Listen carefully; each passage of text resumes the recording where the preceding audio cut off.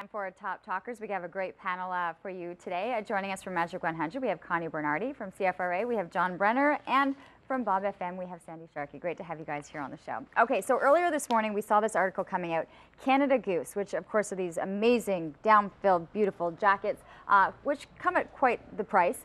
The president of their company is really trying to put a handle on all of the counterfeit jackets that are coming out, saying that they are filled with scraps, that they're dangerous, that they're species, that all the companies that are making them are not doing them any justice. It's really a disturbing article.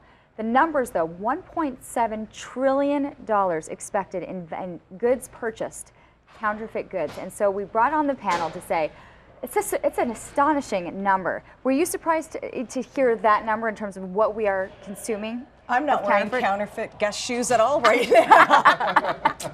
They're very nice shoes. Thank you. But yes. you have participated in this. I have. I've gone to New York City, I've gone to Toronto, and I've bought them only because I can't afford the real thing. But when I read that article, I was slightly disturbed.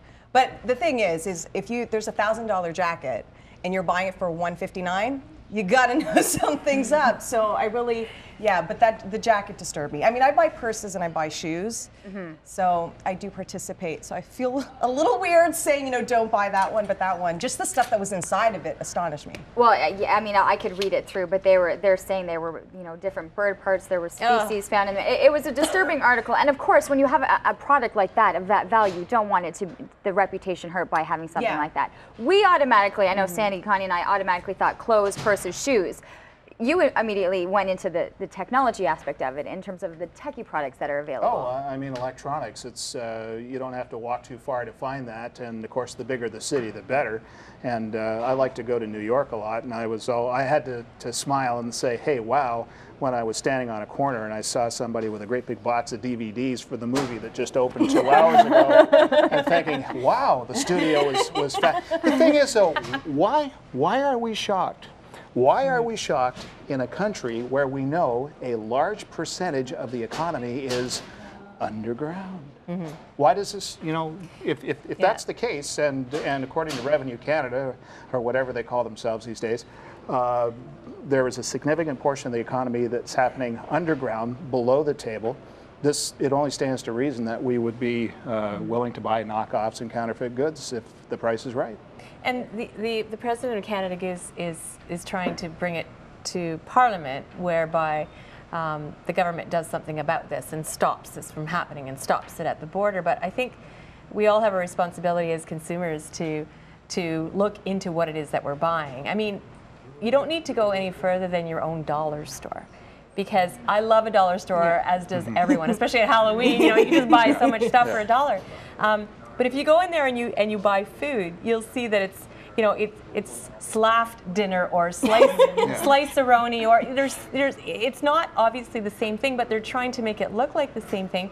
But if I don't realize that it's not the same thing, then I'm in trouble. I mean, if it came across as craft dinner, but it wasn't craft dinner, it was a counterfeit product, then I think that there's an issue and a problem there. But I mean, Canada Goose, the counterfeit Canada Goose jackets, do they actually say Canada Goose on them? Yes. The one thing that the Canada Goose jackets have, they have this hologram. They have certain ways to distinguish between the real thing, but it's very difficult, and they're pointing out here in the video that we're seeing where you can actually find the differences. Like the Canadian flag is upside, there are certain things that are there, but there's one thing I thought, to being a consumer, knowing full well that you're buying you are buying the replica, or well, it's like the big thing was all the designer bags. There's like the Coach purses and the Louis Vuitton shoes. It's like they're fake, but you buy them because you can't afford the real thing.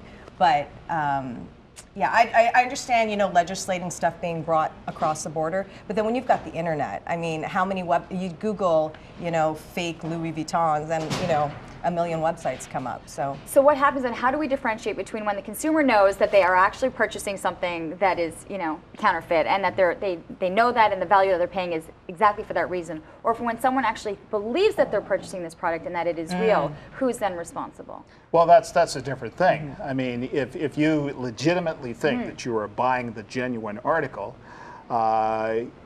you should also expect to pay the same price for the genuine article, okay? So I don't see how you can really get mixed up there.